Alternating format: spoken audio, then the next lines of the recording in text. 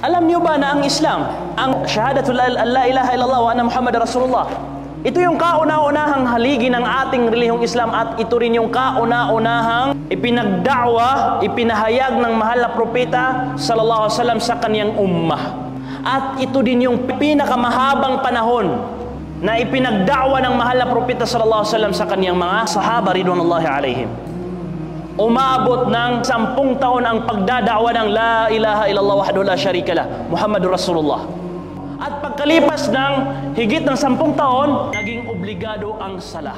So ang ibig sabihin yan, dahil ang la ilaha illallah ay kasama sa usaping akida, paniniwala, pananampalataya, ang ibig sabihin yan, ang pinakamahalaga sa pagiging isang Muslim mo ay ang iyong paniniwala, ang iyong pananampalataya kay Allah subhanahu wa ta'ala.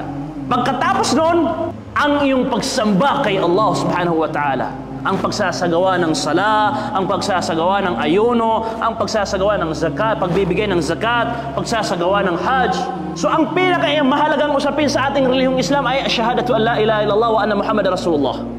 Ito yung aqida.